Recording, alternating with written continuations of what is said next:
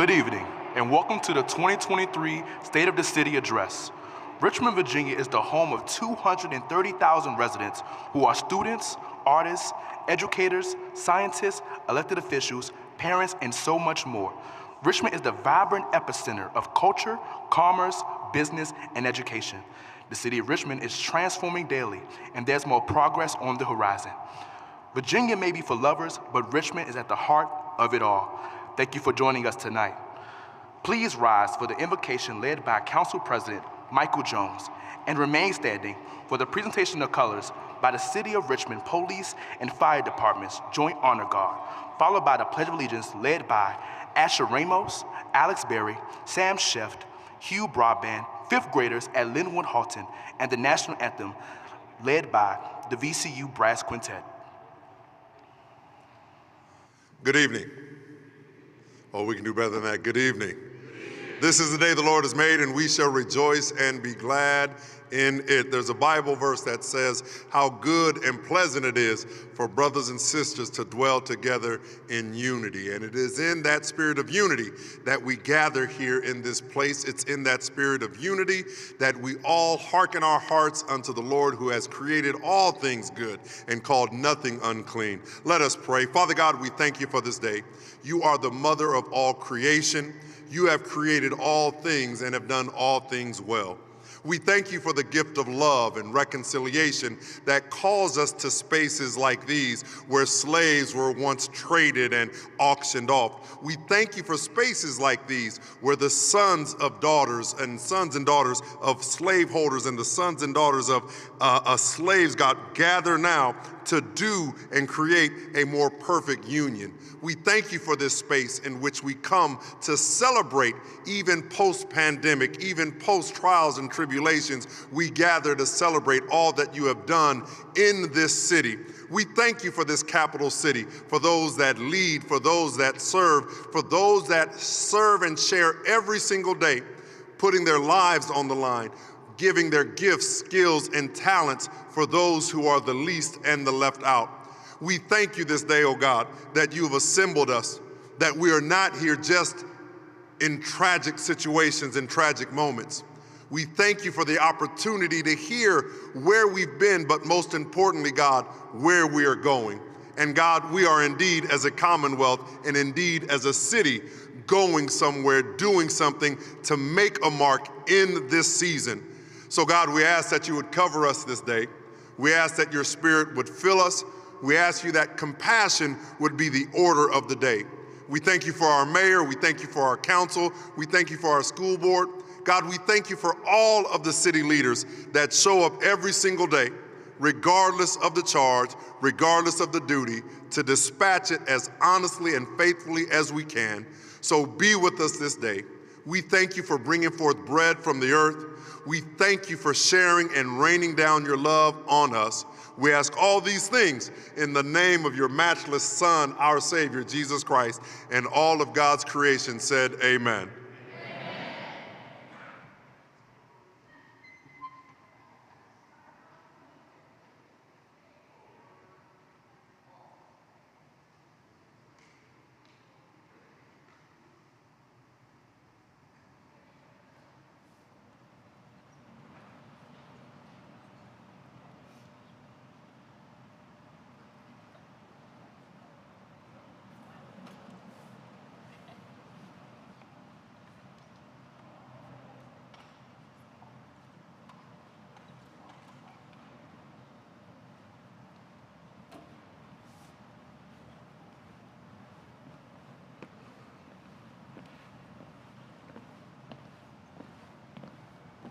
Left. Right.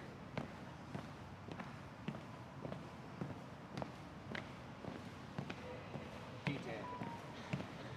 Hold.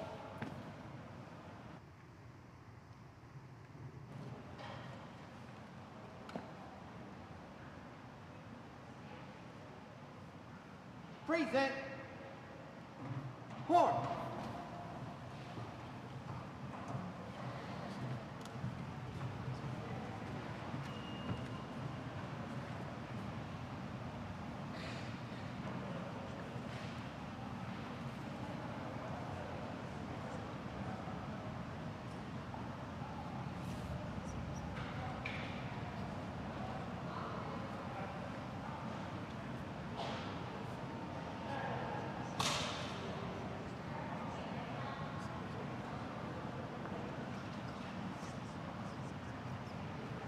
pledge of allegiance to the flag of the United States of America and to the republic for which it stands, one nation, under God, indivisible, with liberty and justice for all.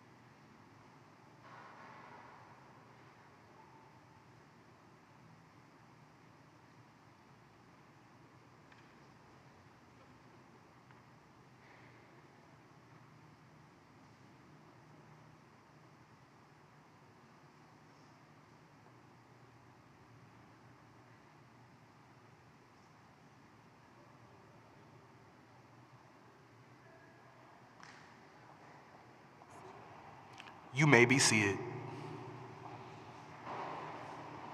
Let's give our program participants another round of applause.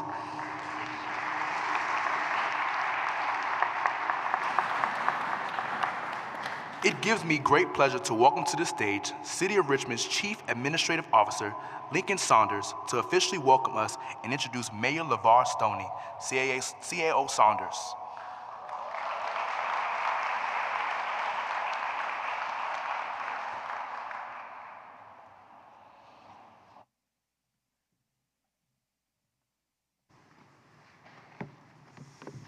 Good evening. First, I want to say a very special thank you to our friends and partners at Hunting Andrews Kurth who sponsored tonight's reception. If we could join me in a quick round of applause and appreciation for them tonight.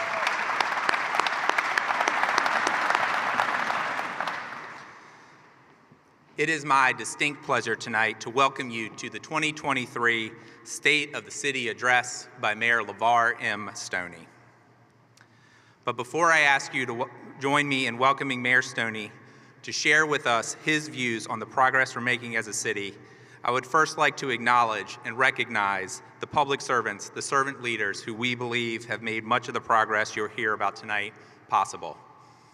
Starting with our Deputy Chief Administrative Officers, Reggie Gordon for Human Services, and if you'd stand as I call you.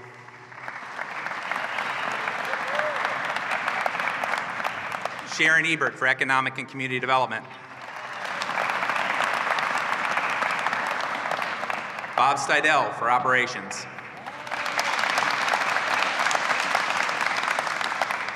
And Sabrina Joy Hogg for Finance and Administration.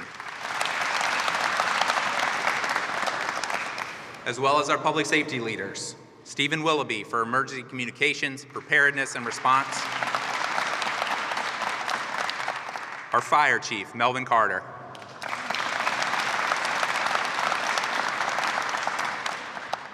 And Police Chief Rick Edwards.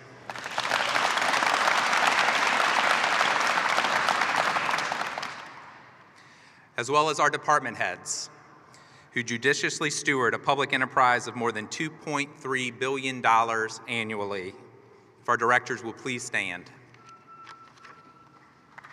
Come on now.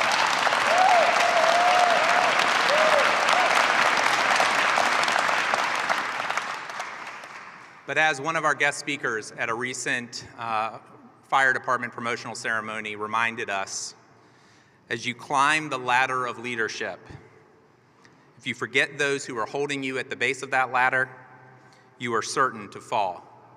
Each of us in a leadership position here at the city knows that nothing is possible without the 3,000 city employees who devote their talents to this city each and every day. Over the past few months, I've had the opportunity to meet with hundreds of City of Richmond employees at roughly a dozen employee engagement sessions. What has struck me in these conversations is that, to a person, our city employees are committed to high performance. If anything, they're looking to us as their leaders to help them perform even better. Our employees want accountability for themselves, for one another, and from us as their leaders. But if there's one area that I walked away realizing that we as leaders and as community members must do a better job of, it's expressing our heartfelt appreciation and respect for our city employees, the officers and firefighters who come to work each and every day with public service in their heart. So let's not miss the opportunity to do that right now. Would all the City of Richmond employees here with us tonight please stand, and will the rest of us here tonight please join me in applauding their service.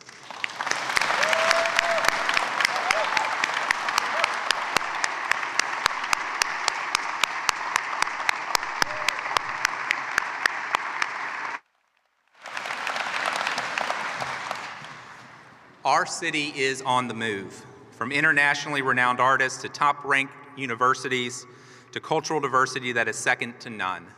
The road to Richmond is paved with great expectations, change, and the idea that we can be anything we set our minds to be while leading with compassion and fortitude. We have some very special guests with us tonight, both in person and watching virtually. Tonight we celebrate our seniors. And several local senior centers and assisted living facilities have set up viewing opportunities so that those who have made our city what it is today can join us in this celebration of where we are and where we are going. We stand on their shoulders and we are grateful for their contributions to this great city.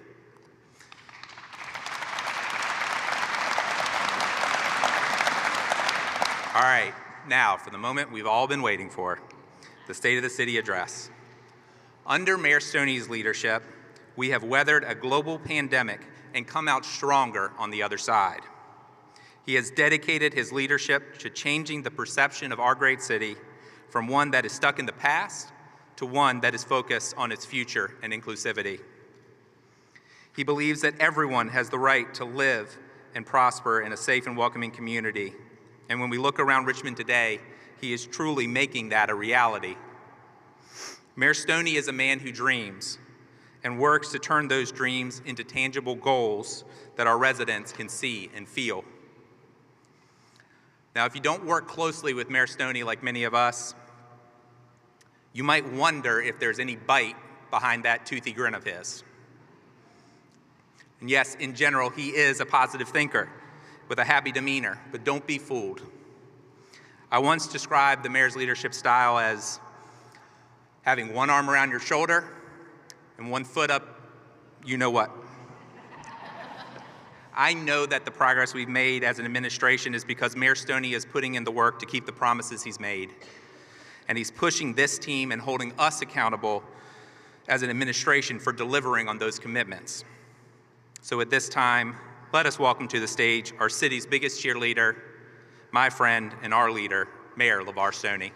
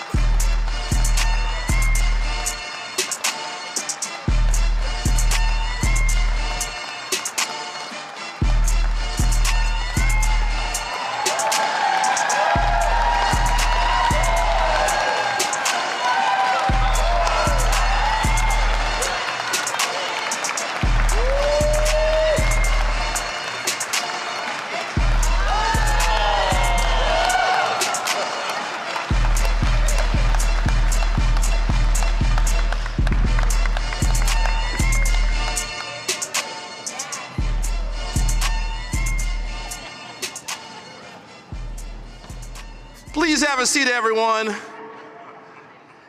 And let's give a round of applause to our Chief Administrative Officer, Lincoln Saunders.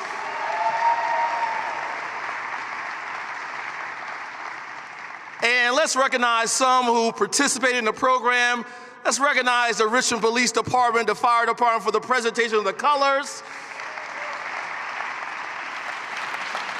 And how about the VCU Brass Quintet for that national anthem? And the young ones from Linwood Holt Elementary School for the Pledge of Allegiance. And let's thank my friend, the President of Richmond City Council, Mike Jones, for the invocation. And since I know what I'm doing, let me recognize the other members of City Council who are here with us today. Stephanie Lynch is with us. Dr. Cynthia Newbill. Councilwoman Ellen Robertson. Councilwoman Vice President Kristen Nye. Reva Trammell's with us tonight, everyone. And Catherine Jordan as well. Let's give them all a round of applause.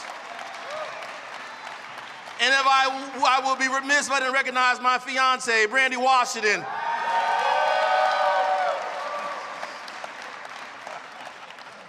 So, to the honorable members of the City Council. I did not see Ann Francis Lambert, everyone. See, I got that type of council. When you don't recognize, they're gonna let you know.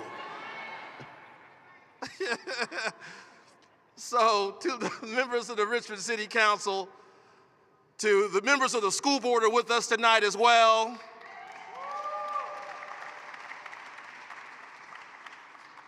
To those members of our distinguished community, our leaders and residents of this great city, good evening. My friends, can you believe this is my first State of the City address in person since January 2020. And damn, it feels good to be back in front of you all tonight.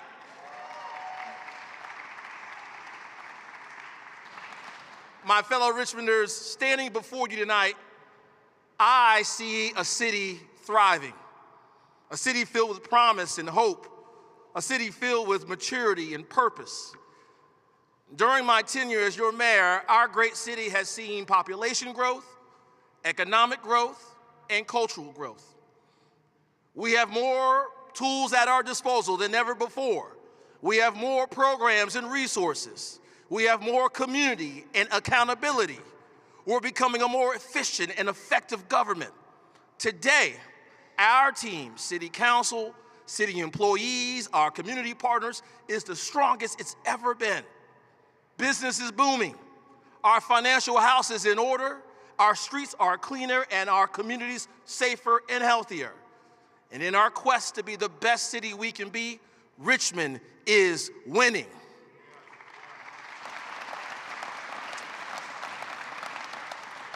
And our work continues.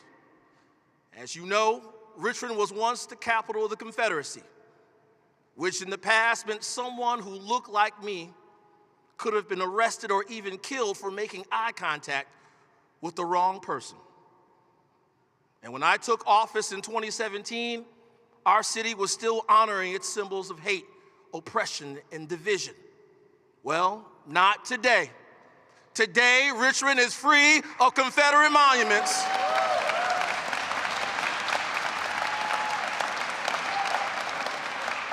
And our past is no longer leading our present. Now, we are leading our future. A future that includes all Richmonders, no matter the color of their skin, whom they pray to, or whom they love, and we will protect them all. We will fight relentlessly for stronger gun and safety laws, advocate against any attempt to restrict access to safe and legal abortions, and stand up to hate in all its forms. We will continue to make Richmond a great city, filled with opportunity and justice for all generations to come. A capital of compassion, a city where all can thrive. And thriving can mean many things, including economic empowerment. I'm proud to say that the last year was our most successful economic development year yet.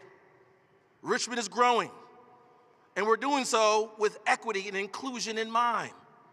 From the Diamond District in Greater Scots Addition to the City Center redevelopment project in downtown, 2,237 new jobs, 536 new business licenses, 670 commercial business permits, and over $500 million in capital investment.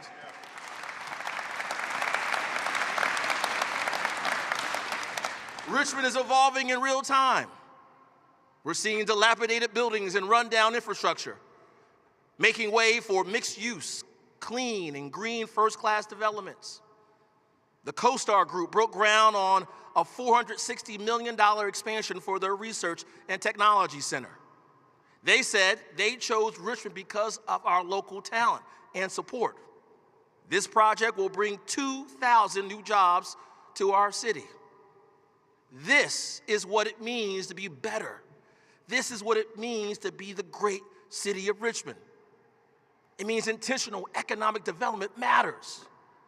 Our skyline is filled with cranes and new growth. We've addressed long-standing challenges in our permitting office to streamline the addition of new residential and commercial buildings, and it shows. Now, you will no longer have to wait a month after month for approval. In fact, now, turnaround time for permit applications is down to less than 5 business days.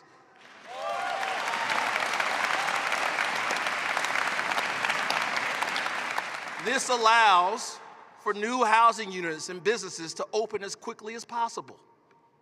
And growth isn't just about buildings, it's also about investing in infrastructure improvements. Since I took office, we've invested $70 million into road improvements. Last year, we improved more than 200 miles of streets. We repaved Broad and Main Streets, and we repaved Gilpin Court for the first time in 30 years.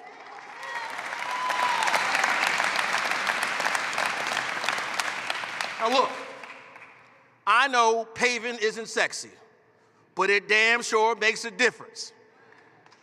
In 2019, just 35% of Richmond roads were considered in good condition.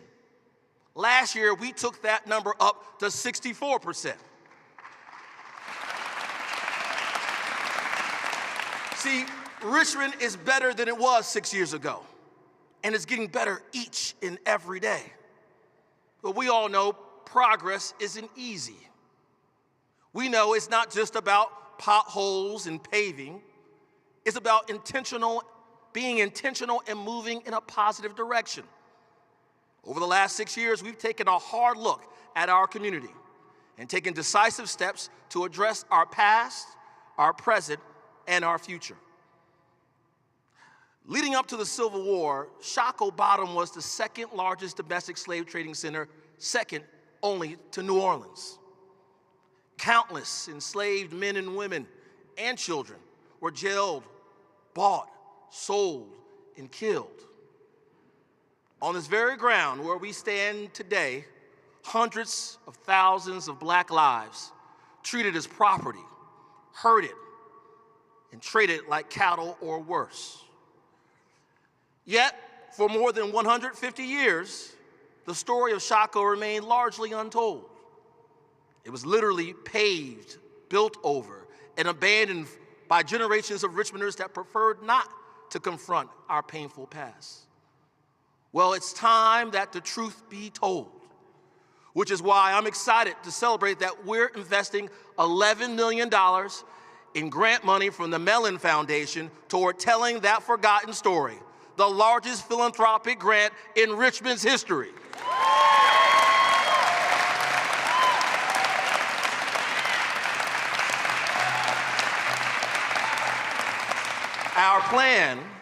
Our plan is to build a 12,000 square foot interpretive center right here on the first floor of this building, designed to help visitors unpack the history of one of Richmond's oldest neighborhoods. This adds to the already incredible work of champions like Delegate Dolores McQuinn, Councilwoman Cynthia Newbill, and advocate, historic preservation advocate Anna Edwards. This step, along with our investments in the Shockoe Heritage Campus, proves that Richmond is finding a better way forward. And not just when it comes to our history with race. Tonight, I'd also like to take a moment to celebrate Richmond's Municipal Equality Index score. This is the Human Rights Campaign's national measurement of a locality's commitment to supporting and protecting their LGBTQ residents. Now, when I took office in 2017, our MEI score was 42. 42. But for the past 3 years, we've scored 100 all 3 years. A perfect score.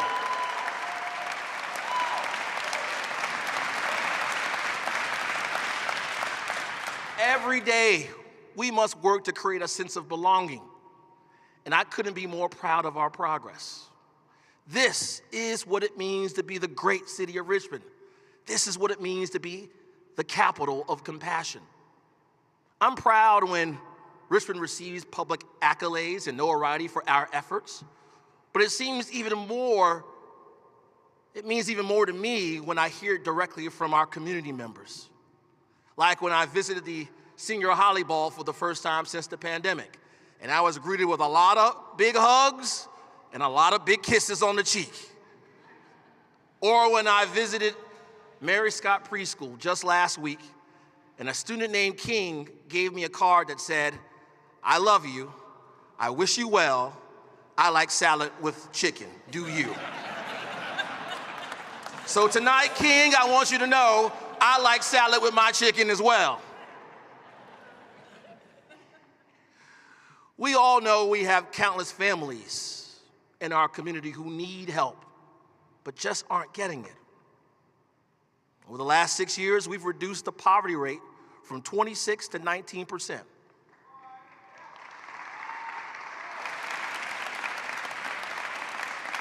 But I'm here to tell you tonight that we must not stop there. That's why I am so proud of the success of our Guaranteed Income Pilot Program.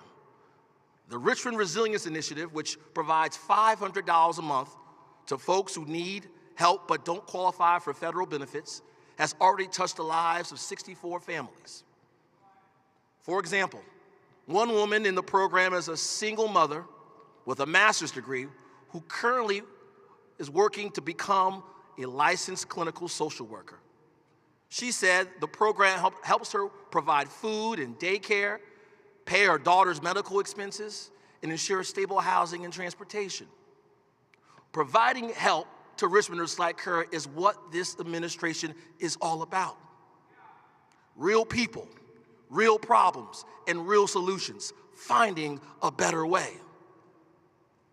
And as many of you all may know, my dad was a custodian when he died of heart disease at age 49. He was a former offender, a returning citizen who had a felony on his record. My dad had countless doors slammed in his face when he was looking for work, but he never quit. He's one of the reasons I've always been such an advocate for second chances. That's why I'm so pleased to announce that thanks to the great success of the Richmond Resilience Initiative, we have allocated $250,000 to the organization Help Me Help You to launch a new Guaranteed Income Pilot Program for returning citizens. This pilot program will be the first of its kind in the Commonwealth of Virginia.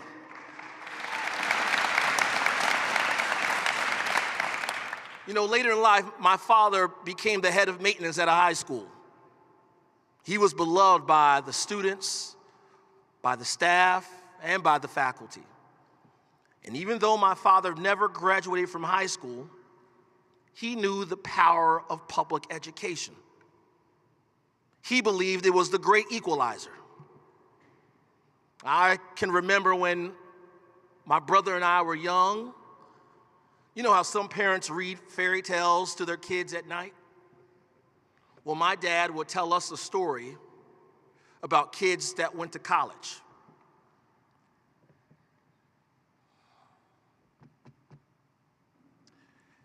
And he told it to us every night when we couldn't sleep. And I guess all those stories, all those tales, instilled in me that one day I would go to college. In fact, I can remember when he did pass away, that sometimes they let you place a few mementos in the casket. Well, I put my college diploma in there.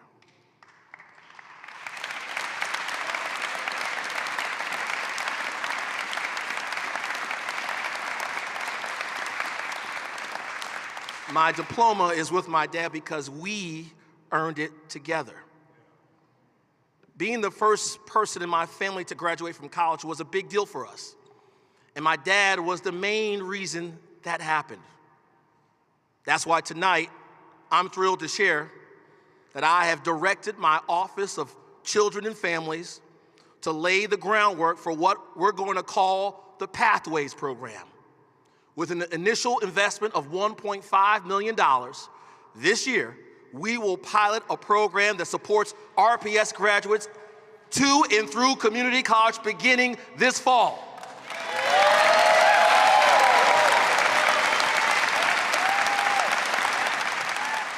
We will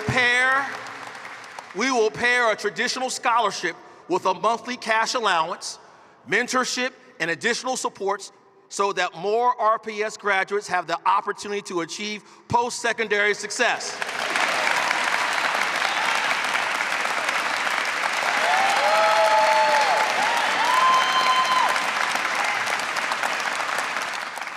And whether that means it translating to career-specific credentials or credits to be transferred to a four-year institution. And I couldn't do this alone. I'm honored and excited to announce that J. Sargent Reynolds Community College and the nonprofit Greater Aspirations Program, better known as GRASP, have linked arms with us to accomplish this goal for our city. Thank you. Additionally, I want to thank the Community Foundation, Altria, CoStar, and Dominion, who have already committed their support for this initiative.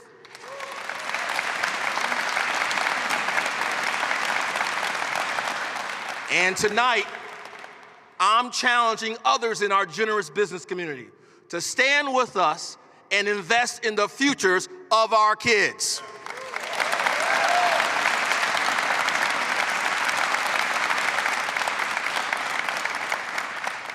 See, I'm the product of public education. School was my sanctuary. It's where I realized my love for public service. Our Pathways program is another step towards ensuring that our city's greatest asset, our children, have the support and opportunity to establish a long-lasting career, to have a choice in their pathway. The Pathways program will also become part of our larger vision that I'm calling the Richmond Commitment. We are committed to universal access to preschool. We are committed to quality after-school programming, and we are committed to higher education to set our kids up to succeed in this life.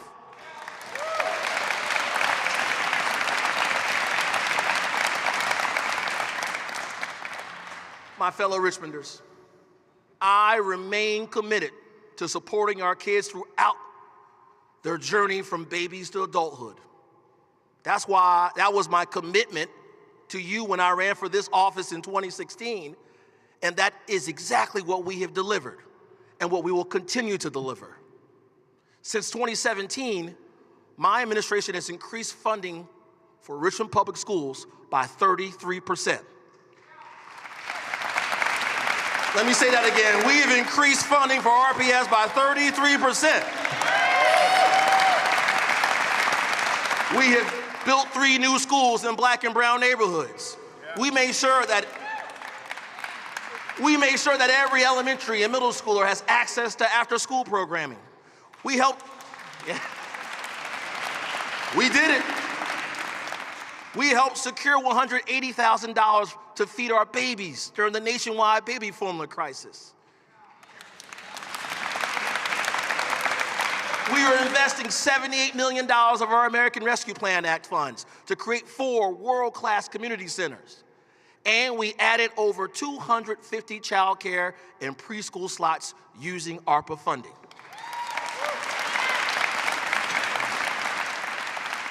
And tonight, I'm pleased to announce that we are going to add more. Using a $250,000 allocation from our Children's Fund, we are partnering with the YWCA to help open a new Sprout School in the Oregon Hill neighborhood.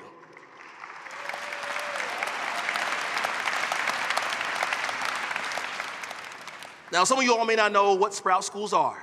Sprout Schools provide full-day, high-quality early childhood education for children aged 2 months to 5 years, regardless of income status. This new school will be able to serve an additional 60 kids, and I cannot wait to celebrate its opening this summer with the YWCA. Thank you, YWCA. See, I'm proud of the work we have done to support our children and families. We also know that we need to do more than expand child care access and build new schools. We need to build affordable, safe, and quality housing too. Now, y'all know I don't agree with Governor Youngkin on many things, but I do wholeheartedly agree with him that housing density is a good thing. We need more homes, period. And as you are likely aware, we set a goal to create 1,000 new affordable rental units each year. That's 10,000 by 2030, and we're making good on that commitment.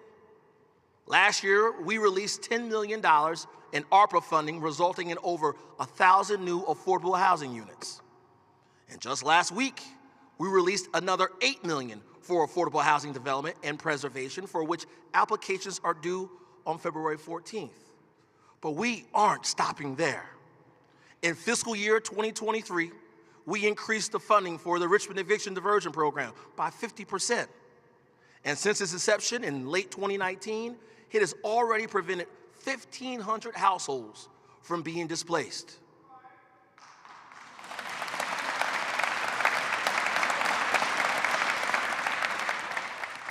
We've also recently allocated over $4 million to assist those experiencing homelessness and to help folks to get into stable housing. See, as a capital of compassion, I'm proud that our city invests more money and resources for the unhoused than any other locality in Central Virginia.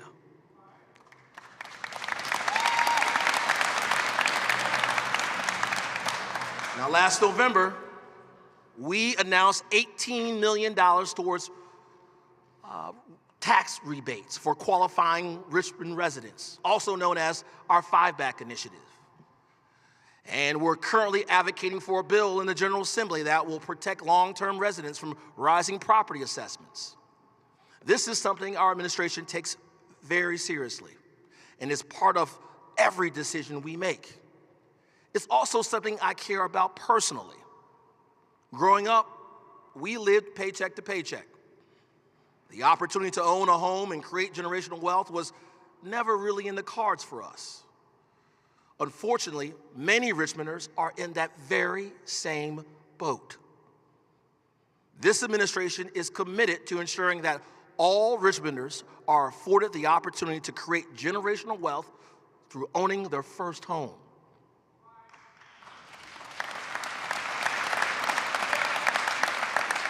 However, as I recently shared at the U.S. Conference of Mayors, cities are facing a new challenge.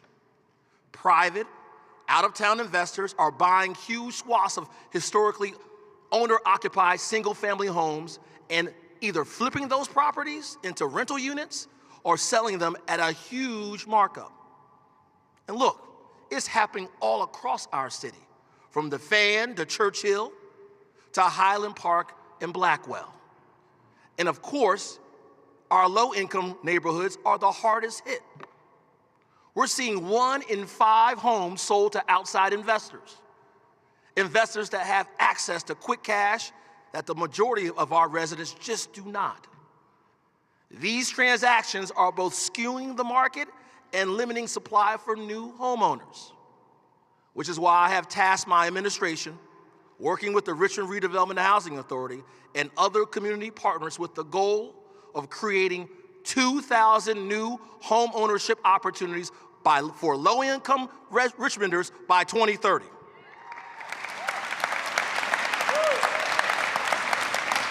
Here's what we're going to do. We are going to invest an initial $2 million for this effort, and in the coming months, we will finalize our plan of action, which will not only focus on building, preserving, and protecting homes, but on creating sustainable home ownership opportunities for families. We're going to do that through down payment assistance programs and financial empowerment education. The cornerstone of a thriving community is also a safe community with neighborhoods and safe streets. In Richmond, that means we have to be tough on crime and tough on the root causes of crime. We have to support our first responders and hold them to the highest standard. And in order to ensure that policing in our communities is done safely, fairly, and with accountability, we also created Richmond's first civilian review board. And we remain committed to working alongside council until it's operational. We've allocated $22 million in pay increases for our police officers and firefighters, the most significant pay increase ever for our first responders.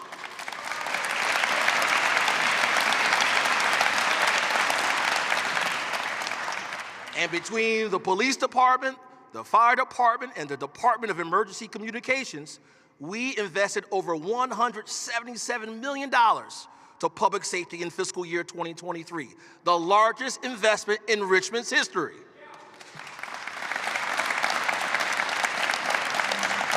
But our police department, like departments all across this country, is still short on officers, meaning our police department must work strategically to keep us safe. Which is why I'm thrilled to announce we've received a $750,000 grant from the Commonwealth of Virginia to launch Richmond's first real-time crime center. And I'd like to thank Secretary of Public Safety Mosier and Governor Youngkin for their assistance with this effort.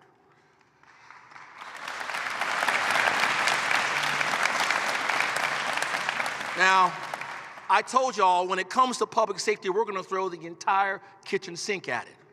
And this is what the kitchen sink looks like. Now think of this as an air traffic control for officers in the field. Using cameras and other modern technology, real-time crime centers have the ability to maximize the efficiency and speed of investigations. From Las Vegas to Miami, real-time crime centers are a force multiplier, helping lock up violent offenders and locate illegal guns. This isn't officers relying on hunches. These are all things that have been proven to work. Birmingham, Alabama was able to solve 150 cases, including homicides, in the first 6 months because of the innovations made by an RTCC. I'm proud that the efforts of our officers and community working together resulted in a 34% decrease in our homicides last year.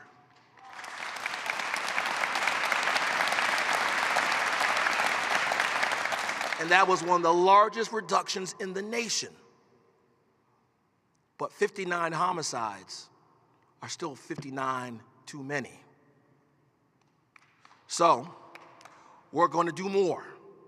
Last year, our Summer Gun Violence Initiative used data to divide our city into 29,000 micro areas. RPD was able to identify specific locations down to the street level with the highest rates of violence. And by allocating additional resources to these specific sites, we saw a 54% reduction in murders in those areas compared to the same period of time the previous year.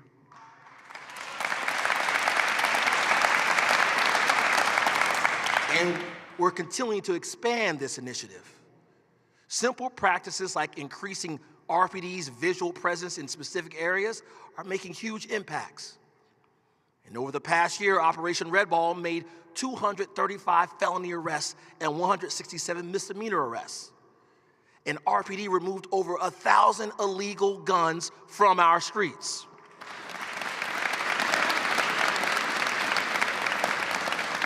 Folks, I'm going to be frank with you all tonight. We have a serious problem in this country. We have too many damn guns.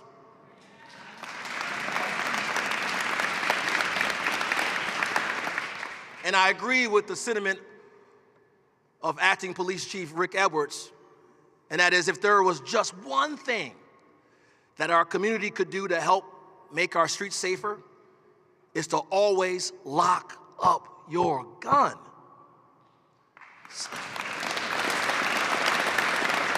714 guns were stolen from cars in Richmond this past year alone. 714.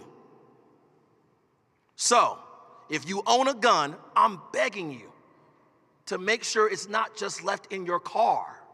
Store it safely so it won't be stolen and end up in the hands of a criminal. And I want to be explicitly clear. Working with our federal partners, we will pursue the maximum federal charges for illegal guns and illegal modifications like Glock switches and drum magazines that turn already dangerous handguns into weapons of war. If you possess these weapons, you will be held accountable.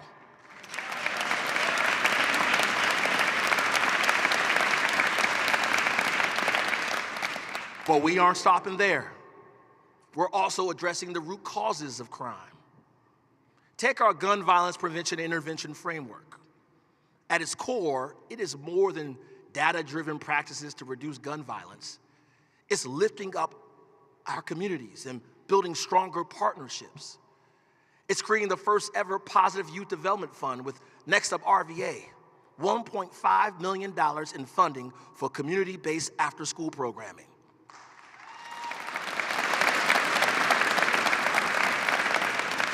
We're providing alternative responses to mental and behavioral health calls for services, also known as the Marcus Alert. And we're also addressing blight, creating new green spaces and parks and installing new streetlights. This is what it means to be the great city of Richmond: intentional, results-oriented, and better than before. But public safety isn't just about violent crimes. I'm saddened to say we had a record high of 28 vehicular fatalities last year, which is 28 too many. To help address this issue, RPD has identified areas in each of the city's 4 precincts where crashes are more likely to occur. And last month began a 90-day campaign to reduce aggressive, impaired, and inattentive driving. RPD is also partnering with the Virginia State Police to create sobriety checkpoints throughout the city.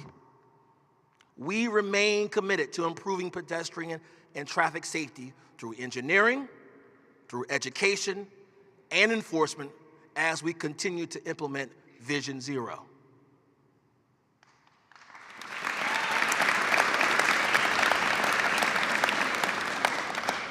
Now, I mentioned earlier that we have the strongest team we've ever had. I'm blessed that I get to come to work and serve with amazing city employees, 3,000 of them each and every day. Public servants who come to work each day committed to making Richmond's future brighter. And they all deserve our appreciation. Because for generations, the City of Richmond government has been the pathway to the middle class. And we remain committed to being a diverse and fairly compensated employer. Now everyone who works for city government makes at least $17 an hour, a change I made in our fiscal year 2023 budget, and we'll keep investing in our workforce.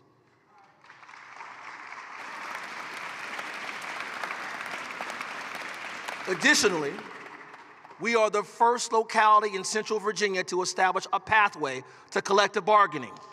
And I'm proud that we are leading the way. This administration, along with our can-do city council, has made incredible efforts to fight for and protect our city employees and their families. And I would be remiss if I didn't say to all of y'all, we are hiring.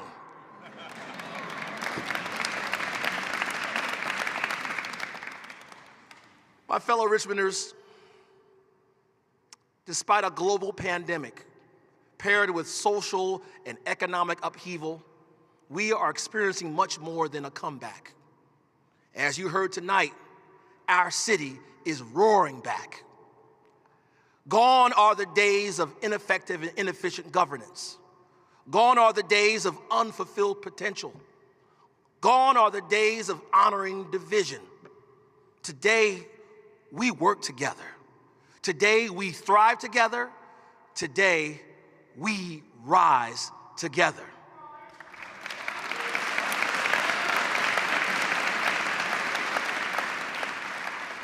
Our great city has come a long way these past 6 years. The state of our city is better than it's ever been before. And I say, the best is yet to come. Thank you all for joining me tonight. God bless you, and God bless the great city of Richmond.